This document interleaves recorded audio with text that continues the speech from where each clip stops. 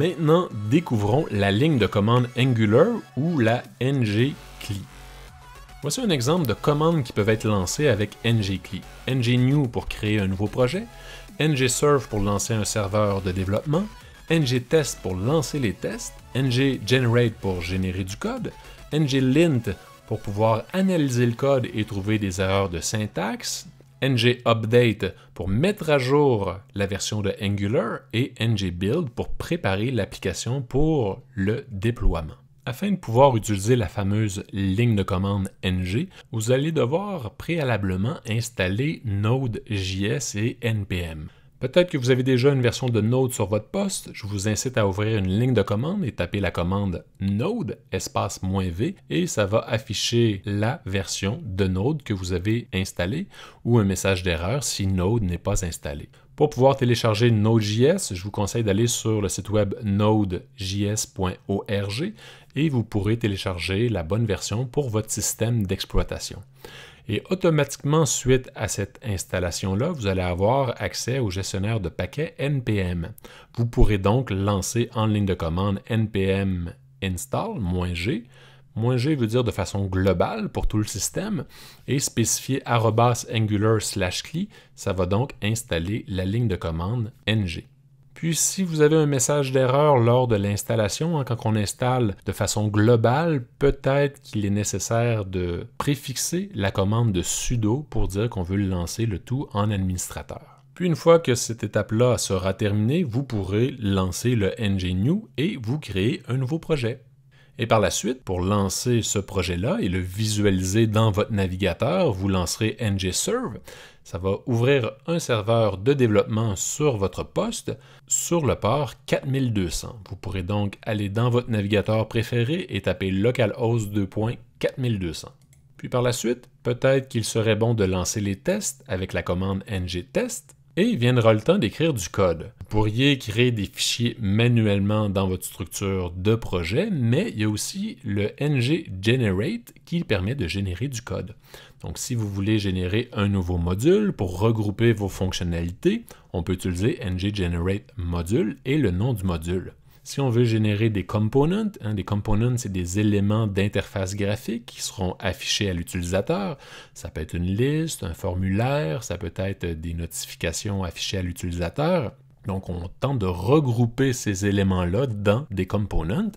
Vous pourrez lancer ngGenerate component avec le nom du module dans lequel vous voulez générer le component et le nom du component.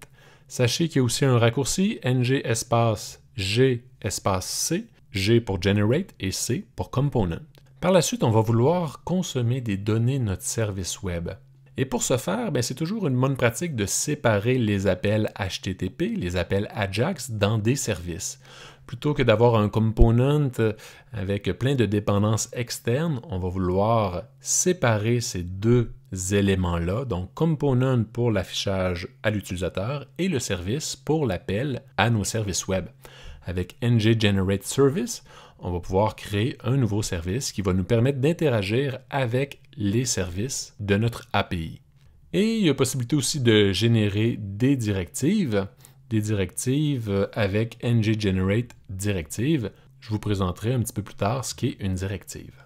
On a une application satisfaisante, on veut pouvoir le déployer en ligne. On peut utiliser la commande ngBuild et en spécifiant --prod égale true, ça va nous permettre de déployer l'application en mode production. Et on peut aussi spécifier le deploy URL, donc l'adresse, l'URL où sera déployée notre application. Puis une fois que ça c'est fait, on peut lancer la commande cd dist, puisque la commande ngBuild va créer un nouveau dossier dist pour distribution. Vous allez pouvoir aller dans ce dossier-là et si vous avez par exemple PHP d'installer, vous pouvez taper PHP espace S majuscule, localhost 2.3333.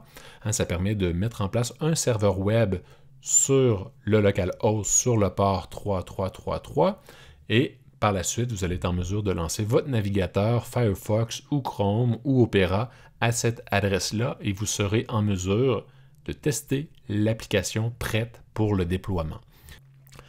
Vérifiez le code en lançant ngLint à la base d'un projet. vous allez peut-être avoir des erreurs ou des warnings, des avertissements. Donc la commande nglin va analyser tout le code qui a été écrit pour votre projet et vous donner des conseils pour améliorer et éviter des problèmes.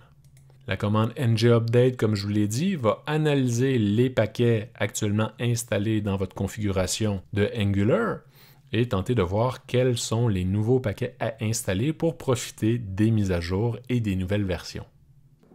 Je me retrouve encore une fois sur le site web angular.io et nous allons explorer la section Docs. C'est très bien documenté. Angular fait un effort particulier pour avoir de la documentation à jour. Et ce qu'on peut voir ici, c'est qu'il y a une section CLI Commands.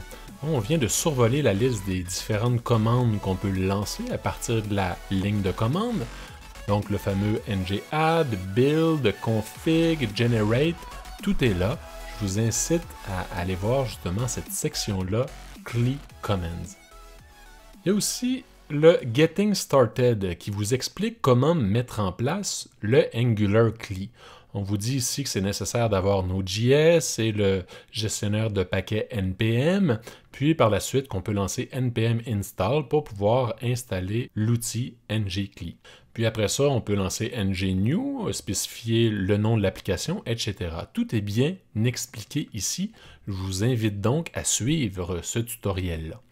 Puis une fois que vous aurez un environnement fonctionnel sur votre poste, je vous conseille fortement, même je vous incite à aller dans la section tutoriel. Vous allez développer une application Angular qui permet de gérer des héros. On va commencer ici par The Hero Editor qui nous permet d'offrir un petit formulaire pour pouvoir créer des héros. Par la suite, on va vouloir afficher la liste complète de tous les héros créés. Puis par la suite, on va vouloir séparer un component en deux.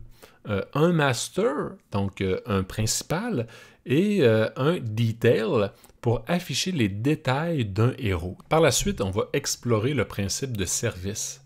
Donc notre objectif, ça va être encore une fois de prendre la logique qui nous permet de récupérer les héros à partir d'un service web et de déplacer le tout dans une classe service. Par la suite, vous allez explorer le système de routing ou de routage. C'est ce qui est en lien avec l'URL. Quand l'URL va changer, puisque l'utilisateur va avoir cliqué sur un lien, on va vouloir charger des components différents et changer de ressources. Et finalement, un module quand même assez exhaustif et complet sur le HTTP. C'est dans ce module-là que vous verrez comment faire un appel HTTP, soit un appel GET, POST, PUT, DELETE, pour aller chercher des informations et interagir avec un serveur distant. Donc sans plus tarder, je vous invite à passer à l'action et réaliser le tutoriel Tour of Heroes. J'espère que vous avez apprécié et que vous allez me suivre soit sur Facebook ou sur Twitter ou sur YouTube pour bénéficier des nouveaux tutoriels. Merci et à bientôt.